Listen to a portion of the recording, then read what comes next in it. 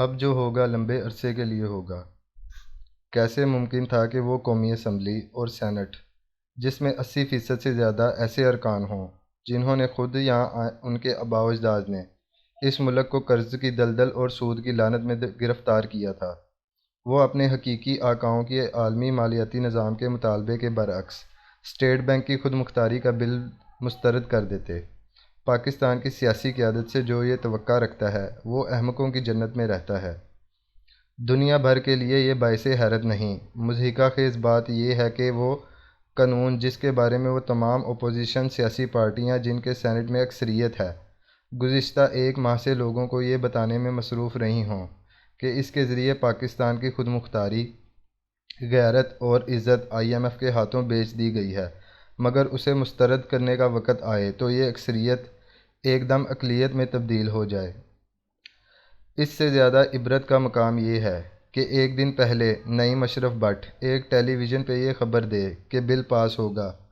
اور جمعہ والے دن ہوگا اور اپوزیشن کے ارکان غیر حاضر بھی ہوں گے، اور اس پیش گوئی کو سچ ثابت کرتے ہوئے کوئی بیمار ہو جائے تو کسی کو فاتح خوانی یاد آ جائے، کوئی ملک سے باہر ہو اور واپسی کا ٹکٹ خریدنے کی استطاعت نہ رکھتا ہو، اور کوئی ایوان میں آئے بل کے پیش کرنے سے پہلے والی رائے شماری میں شریک ہو،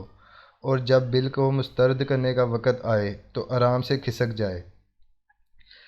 یہ منظرنامہ بھی ہماری سیاسی تاریخ کے بڑے المیوں میں لکھا جائے گا۔ پاکستانی پارلیمنٹ وہ سیاسی بازار ہے جس کی گرمی اور چکا چوند کسی خریدار اور صاحب طاقت کے اشارے پر زندہ ہوتی ہے۔ یہ کسی نظام آئین اور قانون کی محتاج نہیں ہے۔ جس صدارتی نظام کے خلاف آج پوری اپوزیشن خم ٹھونکے میدان میں کھڑی ہے اور کہتی ہے کہ اگر یہ نافذ ہو گیا تو ملک کی سالمیت خطرے میں پڑ جائے گی، اسی صدارتی نظام کے نفاذ کا عالم یہ ہے کہ اگر پارٹی کا سربراہ آصف زرداری پارلیمانی نظام کا بے بس صدر ہی کیوں نہ ہو،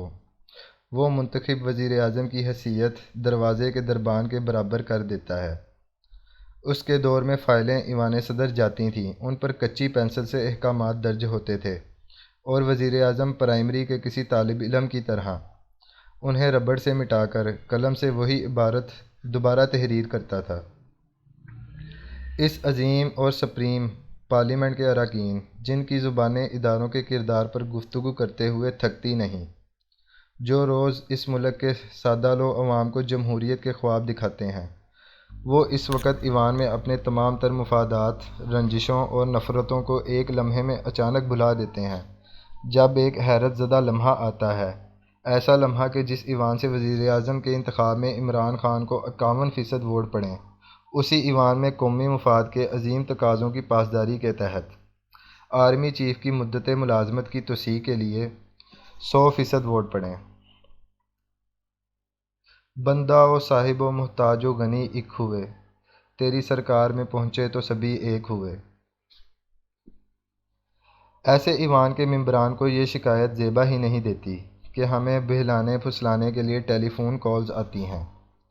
اس ملک کی گزشتہ 60 سالہ تاریخ اس بات پر شاہد ہے کہ ان سب کی حالت ہمیشہ فراق کے اس مصرعے جیسی رہی ہے۔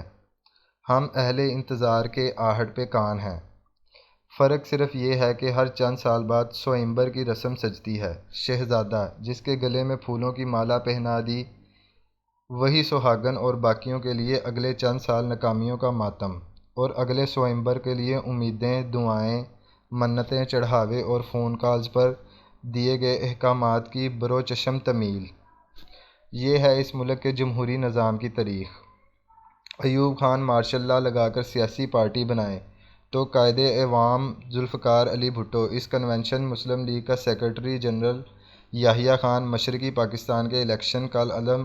قرار دے کر جیتی ہوئی عوامی لیگ کو کالعدم قرار دے کر نام نہاد ضمنی الیکشن کرے تو وہی عظیم جمہوری قائد ذوالفقار علی بھٹو اس ملک کا نائب وزیر اعظم اور وزیر خارجہ ضیاء الحق مارشل لا لگائے تو خان عبدالولی خان سے لے کر نواز شریف تک سب اسی دروازے کے دربان۔ پرویز مشرف کا آمرانہ دور آئے تو نہ صرف یہ کہ چودھری پرویز الہی اسے 10 دفعہ وردی میں منتخب کرنے کا اعلان کرے، بلکہ پیپلز پارٹی اس کے وزیر اعظم کے لیے اپنے درجن بھر جیالے پیٹراٹ بنا کر اس کے حوالے کر دے، اور وردی میں اسے صدر منتخب کرنے کے لیے مولانا فضل الرحمان صبح سرحد کی اسمبلی نہ توڑیں۔ غضب کا عالم یہ ہے کہ آج کی منتخب اسمبلیوں میں بیٹھے ہوئے اراکین کی کثیر تعداد پرویز مشرف کے ہم رکاب ہی نہیں بلکہ ہم نوالہ اور ہم پیالہ بھی تھی۔ یہ ہے پاکستان کی حلقہ بندیوں والی اسمبلیوں کی جمہوری تاریخ اور ان سب کی جمہوری استعداد۔ ہماری جمہوری تاریخ کا لبادہ ایسا تار تار ہے کہ اس نے پاکستان کی تمام سیاسی قیادت کا چہرہ بھی بے نقاب کیا ہے اور اسی کی خواہش تسلیم و رضا اور حکم کی تعمیل کی بے چینی کو بھی نمایاں کر کے رکھ دیا ہے۔ ایسے میں اگر موجودہ بدلتے ہوئے حالات اور مالی صورتحال کی وجہ سے آئین پاکستان کے آرٹیکل 232 کے تحت صدر پاکستان کسی بھی قسم کی ایمرجنسی نافذ کرتا ہے اور جسے 30 دن کے اندر دونوں ایوانوں یعنی قومی اسمبلی اور سینٹ میں اس کی منظوری لینا ضروری ہوگی، تو کیا پاکستان کی موجودہ اسمبلی اور سینٹ اسے منظور نہیں کرے گی؟ جس پارلیمنٹ کے اجلاس میں چند گھنٹوں کے اندر 30 سے زائد بل پاس ہو جائیں، ایسے شور شرابے اور مچھلی بازار میں کیا ایمرجنسی کی منظوری لینا مشکل ہوگا؟ گزشتہ 3 سالوں میں 6 دفعہ ایسے مواقع آئے کہ جب ارباب اختیار نے یہ ثابت کیا کہ جمہوری اکثریت کی کوئی حیثیت نہیں ہوتی۔ شورش کا شمیری مرحوم اپنی تقریروں میں ایک شعر بڑے طمطراق سے پڑھا کرتے تھے: جانے تعداد کی کثرت کو تو کیا سمجھا ہے، شیر جنگل میں اکیلا ہی بہت ہوتا ہے۔ متوقع ایمرجنسی کی آمد سے قبل پاکستان نے اپنی تاریخ کی پہلی نیشنل سیکیورٹی پالیسی مرتب کی ہے، جس کے تحت اس ملک کے دفاع کو براہ راست معاشی صورتحال سے منسلک کر دیا گیا ہے۔ یعنی ہماری آزادی، خود مختاری اور دفاع اس وقت تک ممکن نہیں جب تک ہم معاشی قیود سے آزاد نہیں ہو پاتے۔ اب ایک لمحے کے لیے پاکستان کی معاشی صورتحال کی ابتری پر غور کریں۔ اس ملک پر بیرونی قرضہ تقریباً 121 ارب ڈالر اور اندرونی قرضہ 204 ارب ڈالر ہے۔ یہ تمام قرضہ ہماری سالانہ جی ڈی پی کا 88% ہے۔ معاشی ماہرین کے مطابق اگر کسی ملک کا قرضہ اس کی جی ڈی پی سے 50% سے زیادہ ہو جائے تو وہ ملک معاشی ایمرجنسی کا شکار ہو جاتا ہے۔ اگر اس زوال کو نہ روکا جائے تو وہ ایسے گڑھے میں جا گرتا ہے جہاں قرض خواہ گدھیں اس کا گوشت نوچنے کو تیار بیٹھی ہوتی ہیں۔ یہ صورتحال اس ملک کی ہے جس کی سرحدیں پرامن ہوں، لیکن پاکستان جیسا ملک جو صرف سیاہ چین پر سالانہ 2190 کروڑ روپے خرچ کرتا ہو اور قرض کی قسط کی ادائیگی کے بعد اس کے پاس صرف 754 ارب بچیں اور ان روپوں سے 22 کروڑ عوام کا یہ ملک چلانا پڑے، وہاں ایمرجنسی ایک ضرورت بن کر ابھر چکی ہے۔ لیکن کب اور کس وقت اس کا فیصلہ ہوگا، اس سے پہلے ایک بہت بڑے فیصلے کے اعلان کا انتظار ہے کہ ہم اپنی معاشی مجبوریوں کا حل اسی طرح امریکہ کی چوکھٹ سے وابستہ رہ کر کریں گے یا چین کا